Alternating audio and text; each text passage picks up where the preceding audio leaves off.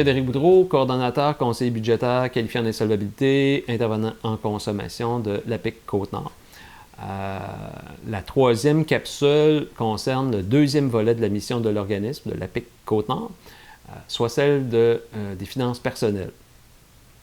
Donc, le premier volet, c'est la consommation, mais notre deuxième volet, qui est tout aussi important que la consommation, c'est tout ce qui touche les finances personnelles.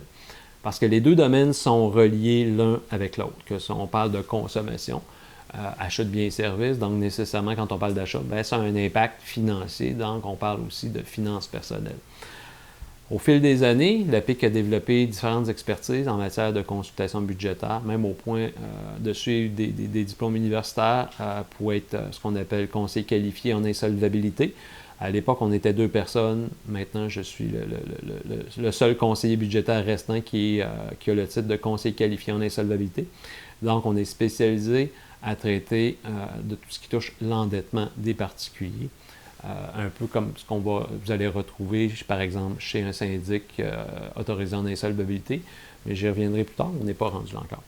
Dans les services de l'organisme, quand on parle de finances personnelles, on va tout de suite regarder, on est là pour accompagner les personnes, les ménages, que ce soit une famille monoparentale, un prestataire d'aide sociale, un travailleur autonome, un travailleur en usine, des ménages retraités, peu importe les revenus.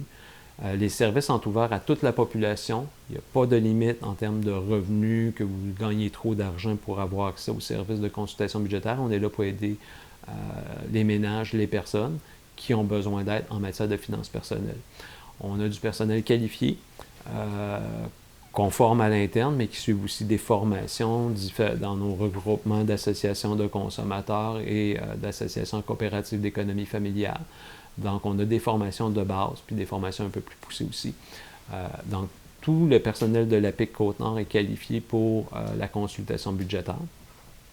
Et on va intervenir à ce moment-là. C'est sûr que c'est sur rendez-vous, parce que ça peut nécessiter plusieurs rencontres. Il ne faut pas s'inquiéter. Ce sont des services tout à fait gratuits et confidentiels. Peu importe votre situation, peu importe la composition du ménage, peu importe les types de revenus que vous avez. Mais ça nécessite quand même une grande connaissance des différentes réalités justement qui existent. Entre autres, connaître est-ce que les sources de revenus, les allocations gouvernementales, que ce soit au niveau fédéral ou au niveau provincial, vérifier que vous avez tous les revenus que vous pourriez avoir droit en termes de prestations, en termes d'allocations, en termes de crédit d'impôt, soit à l'année ou quoi que ce soit. Donc, la première étape, quand on parle de finances personnelles, c'est vraiment de faire un bilan avec les personnes qui viennent nous rencontrer à l'APIC Côte-Nord. Donc, on appelle ça, nous, le portrait budgétaire mensuel. On regarde le portrait des dépenses, des revenus, qu'est-ce qu'il y en est. On regarde tout aussi l'endettement. Donc, dans un mois donné, dans le mois dans lequel les personnes viennent nous rencontrer. Le but étant, non pas de juger, mais vraiment d'aider à trouver des solutions pour prévenir l'endettement puis l'appauvrissement aussi des personnes, des ménages, des enfants qu'on rencontre, dans le but d'aider les personnes rencontrées à se sortir d'une mauvaise situation. Des fois, ces personnes-là voient ça énorme, ne voient pas aucune solution, c'est normal. Quand on vit des périodes d'endettement, d'appauvrissement, qu'on arrive serré, qu'on a de la difficulté à rejoindre les deux bouts, c'est très anxiogène, c'est très angoissant. Puis à long terme, c'est néfaste pour la santé à tous les niveaux. Donc, on est là vraiment pour aider et c'est dans ce but-là qu'on travaille. Vu que l'APIC est un organisme communautaire, non gouvernemental, même si on connaît les programmes gouvernementaux, les prestations, on peut aider au niveau des impôts, on peut faire beaucoup de choses, mais on est non gouvernemental. Il n'y a aucune information qui est jamais transmise à qui que ce soit sans le consentement des personnes qui nous rencontrent. Quand je parle de confidentialité, c'est de ça qu'on parle aussi.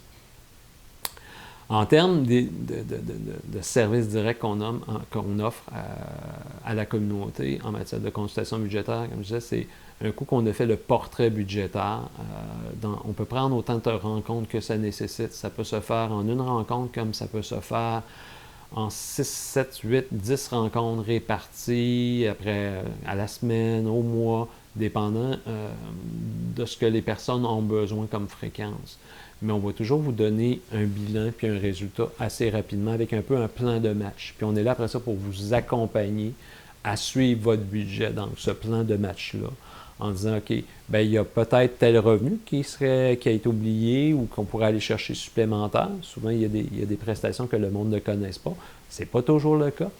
Des fois, on ne peut pas augmenter nécessairement les revenus. Donc, là, à ce moment-là, bien, on va aussi regarder, bien, il y a peut-être des dépenses qu'on pourrait réduire. Puis notre but avec notre expertise, puis avec nos outils qu'on a, justement, c'est de trouver les meilleurs endroits au niveau des dépenses où est-ce qu'on peut couper ou réduire ces dépenses-là en affectant le moins possible sa qualité de vie aussi. Comme je dis, on n'est pas là pour juger personne, on est vraiment là pour aider. Puis habituellement, on a des témoignages quand même dans le temps. Ça fait 30 ans que je suis à l'EPIC, donc on a des témoignages qui nous disent comment est-ce qu'on a pu aider le monde. Je pense que l'étape la plus difficile quand on est en difficulté financière, c'est de s'informer, de se renseigner, puis de venir de demander de l'aide. Mais n'hésitez pas à le faire, vous allez voir. C'est vraiment payant dans tous les sens du terme dans ce cas-ci. Ça, c'est les services de consultation budgétaire. Je ne rentrerai pas dans les différentes solutions aux dettes qui existent. Souvent, quand on a des personnes endettées, on va tout de suite penser à la faillite ou à la proposition du consommateur. C'est vrai, ce sont des solutions légales qui existent, mais dans notre manuel de solutions, ce sont les 2 dernières solutions à appliquer. Puis comme je disais, étant conseiller qualifié en insolvabilité, je suis qualifié dans le fond pour travailler avec des syndics autorisés en insolvabilité. Je l'ai déjà fait par le passé aussi. On a eu des partenariats avec des syndics autorisés en insolvabilité pour les rencontres de consultation budgétaire. Puis nous, c'est jamais la première solution qu'on va proposer à une personne ou à un ménage. Ça demeure des solutions, mais de dernier recours si on veut. Mais il ne faut pas avoir honte d'utiliser ces solutions-là. Si ce sont les seules solutions qui nous restent, bien, c'est normal de les utiliser. Mais avant d'arriver là, il y a beaucoup d'autres solutions possibles. Le but étant de se sortir de l'endettement. Puis à ce niveau-là, bien, je vais parler de l'endettement. Là, je vais m'adresser un peu à tout le monde, peu importe l'âge. Mais l'endettement, bien, c'est vraiment un bon exemple de la mission de l'APIC puis des 2 volets de l'APIC Côte-Nord. Parce que l'endettement se fait par carte de crédit. Et la carte de crédit, c'est relié beaucoup à la consommation, donc l'acte d'acheter des biens et services par carte de crédit. C'est quoi les effets négatifs de l'utilisation ou de la surutilisation de la carte de crédit? Bien, c'est l'endettement, puis là, tout le stress financier qui va découler de ça. La carte de crédit. Il faut comprendre que la loi de la protection du consommateur qui a été adoptée en 1971, bien, la carte de crédit, c'était pas vraiment dans les goûts du jour à ce moment-là. Donc, c'est pour ça qu'il y a eu plusieurs mises à jour, parce que la loi de la protection du consommateur couvre aussi le contrat de crédit comme le contrat de consommation, donc les cartes de crédit, ce qu'on appelle dans notre jargon du crédit à la consommation. Donc, la loi ne déterminera pas le taux d'intérêt de la carte de crédit. Par contre, elle peut déterminer les clauses du contrat, puis aussi ce qu'on a vu par le passé, puis on a travaillé fort là-dessus, justement sur le paiement minimum mensuel qu'on doit sur une carte de crédit. Il y a de ça plusieurs années, on voyait des cartes de crédit à 3 % du solde, parce que la carte de crédit, c'est le prêteur va vous prêter une limite de 1 000 de 2 000 5 000 10 000 puis vous mettez des achats, des services sur la carte de crédit, puis là, vous avez un solde. À la fin du mois, si vous avez un solde de 5 000 par exemple, bien, ce qu'on vous disait là, une dizaine d'années, quinzaine d'années, c'était bien, vous devez payer 3 % de votre solde mensuel, ce qui reste sur votre carte de crédit. Donc, si vous aviez un solde de 5 000 puis on disait bien, vous devez payer 3 % du solde, c'était 150 $. Sauf que quand on a des taux d'intérêt qui frôlaient le 20 %, voire le 30 % avec les cartes de magasin, puis qu'on payait seulement 3 %, puis même là, on voyait de plus en plus du 2 % du solde, puis du 1,5 % du solde, bien, on ne sortait pas de l'endettement. On prenait souvent l'exemple, mais une carte de 1 000 $ à un taux d'intérêt de 19,9 %, si on mettait le solde à 1 000 $ puis qu'on faisait seulement le paiement minimum, bien, quand on était à du 1, 2, 3 %, là, ça nous prenait plusieurs dizaines d'années avant de payer la totalité de sa carte de crédit et ça pouvait nous avoir coûté pratiquement le double avec les frais d'intérêt du solde de 1 000 $ duquel on était parti. Donc, c'était vraiment un cercle vicieux. Pour lutter, bien, on est venu changer les règles du jeu avec l'Office de la protection du consommateur, mais vraiment avec je dirais non seulement la bénédiction, mais vraiment les efforts des associations de consommateurs qui ont travaillé pour revoir la hausse du paiement minimum. Et on l'a fait en pensant justement aux ménages à faible revenu pour pas que ce soit un choc pour les cartes qui existaient avant 2019, parce que la loi a été adoptée en 2019. C'est-à-dire que les nouvelles cartes de crédit le paiement minimum des nouvelles cartes de crédit en 2019 ont été rehaussé à 5 % du sol, mais les cartes existantes déjà avant 2019, on les augmentait seulement de 0,5 % par année pour arriver en 2025, en août 2025, à un paiement minimum de 5 % du sol pour éviter qu'il y ait un choc, entre autres pour les ménages puis les personnes à plus faible, à revenus plus modestes. Mais l'endettement qui est là avec la carte de crédit, c'est un risque. Par contre, la carte de crédit, il ne faut jamais oublier que c'est une modalité de paiement. Quand on parle d'une modalité de paiement, c'est comme la carte de débit. La carte de débit, c'est que vous payez une dépense avec l'argent que vous avez dans votre col, votre compte bancaire ou votre compte de caisse. La carte de crédit, c'est que vous payez une dépense avec de l'argent que vous n'avez pas encore. Donc là, il y a un risque d'endettement qui quand même peut être risqué. Mais il faut comprendre que la carte de crédit, c'est un outil. Quand on sait s'en servir, ça peut être pratique. Quand on ne sait pas se servir d'un outil, bien, on peut se blesser avec cet outil-là. La carte de crédit, il faut vraiment le voir comme ça. Quand on utilise bien une carte de crédit, on l'utilise pour ce que c'est une modalité de paiement. Ça nous permet de faire un achat immédiat, de payer le commerçant immédiatement via une carte de crédit, et on a un délai de grâce de 21 jours pour faire le paiement de cette dépense-là. Donc, quelqu'un qui se budgète bien, qui prévoit une dépense qui est déjà prévue, que ce n'est pas une dépense imprévue, la paye par sa carte de crédit, dans 21 jours et un peu moins, va recevoir son état de compte et devra avoir normalement l'argent pour faire le paiement complet de ce solde-là. Les problèmes arrivent souvent quand on se laisse un peu trop influencer, on dépense plus que ce qu'on avait prévu à notre budget ou qu'on n'avait pas de budget du tout et que là, on dépense de façon non considérée puis imprévue et de façon immodérée non plus.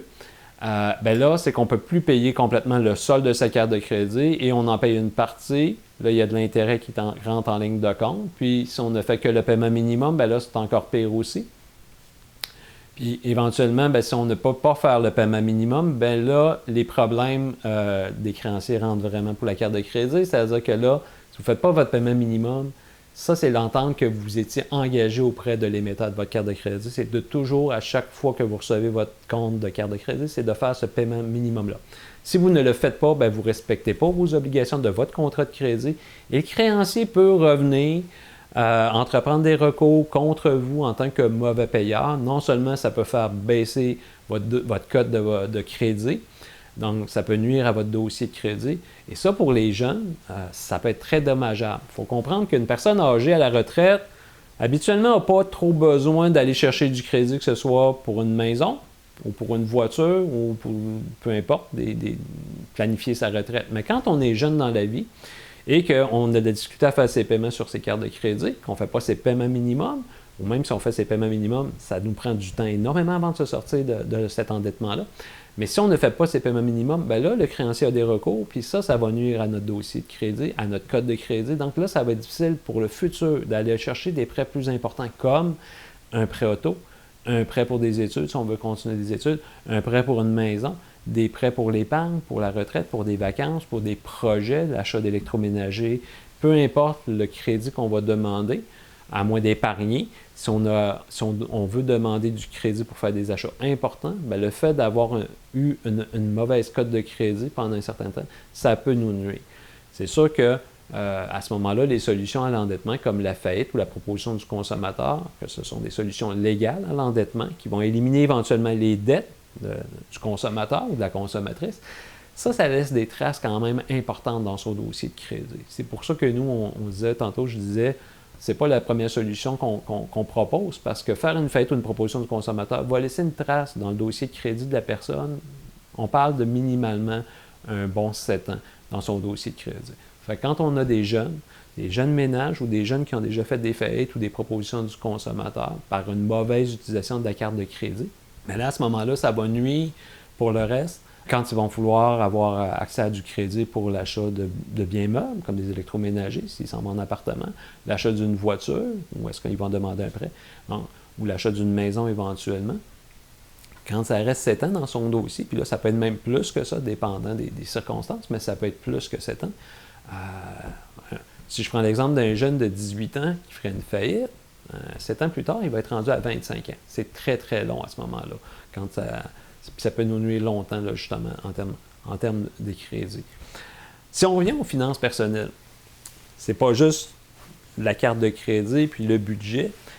J'ai parlé aussi des prestations qui existent parce que tout se base maintenant sur la déclaration de revenus. Puis c'est une des raisons pour lesquelles l'APIC, on est beaucoup connu pour ça, mais l'APIC a offert pendant plusieurs années, en partenariat avec Revenu Canada et Revenu Québec, des services d'aide pour la réalisation des impôts pour les personnes à revenus modestes.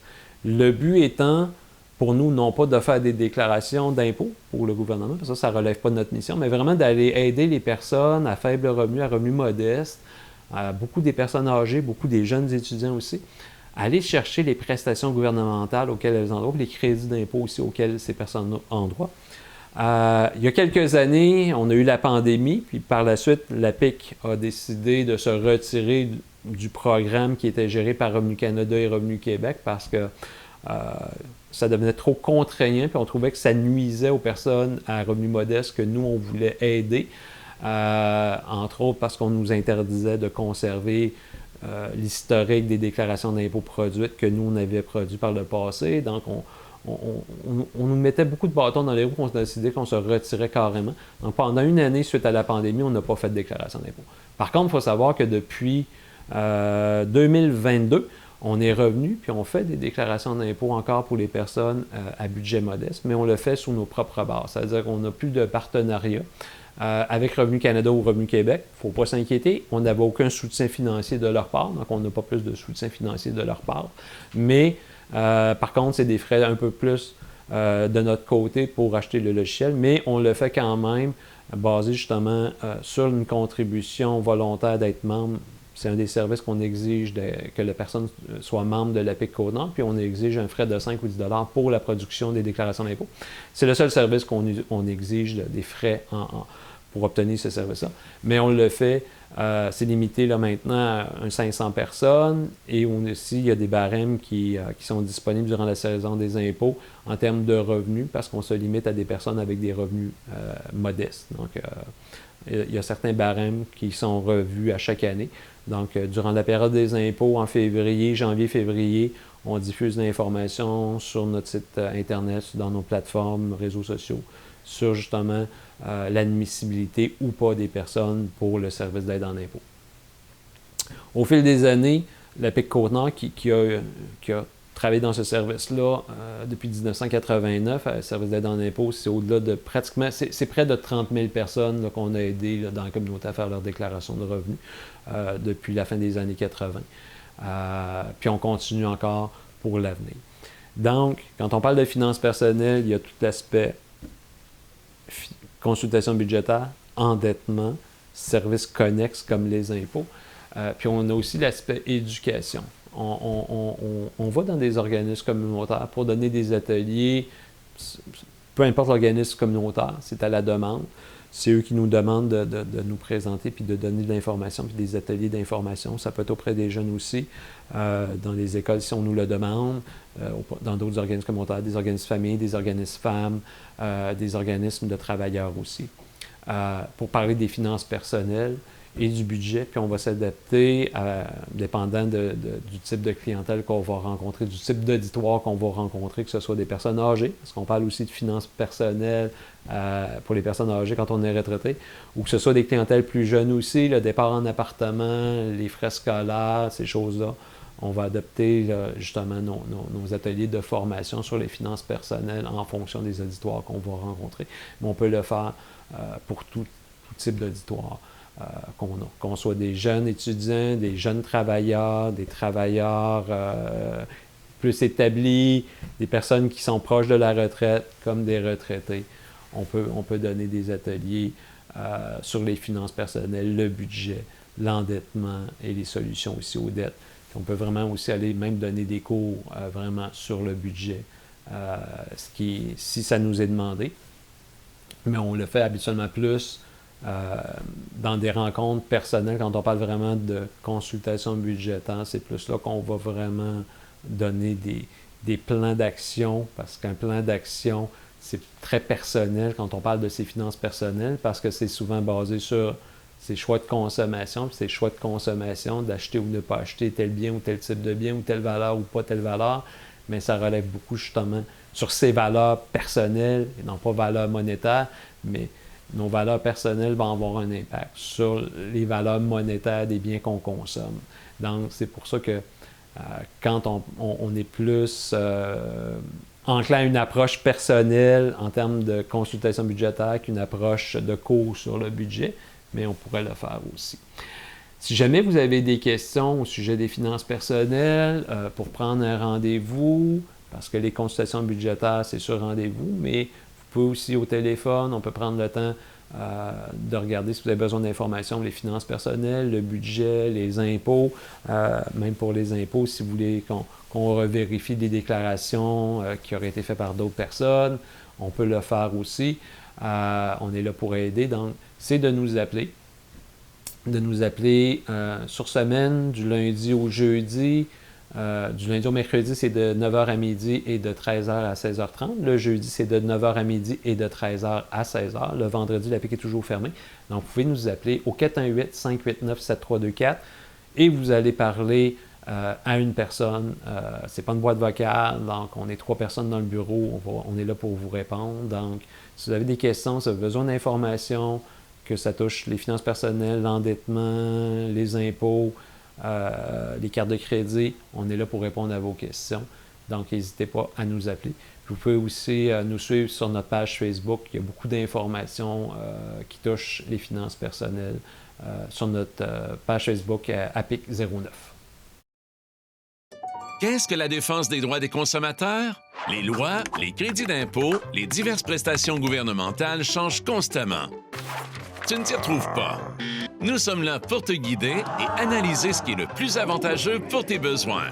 À l'Association de la protection des intérêts des consommateurs de la Côte-Nord, la PIC Côte-Nord. Et oui, la défense des droits, c'est aussi ça. Qu'est-ce que la défense des droits des consommateurs? Une nouvelle carte de crédit, un nouveau cellulaire, un nouveau logement, c'est super. Mais faire les paiements, c'est parfois compliqué. Comprendre les publicités, les contrats et le budget pourrait te permettre de faire des choix avertis vers une consommation responsable. Nous sommes là pour t'aider à l'Association de la protection des intérêts des consommateurs de la Côte-Nord, la PIC Côte-Nord. Et oui, la défense des droits, c'est aussi ça.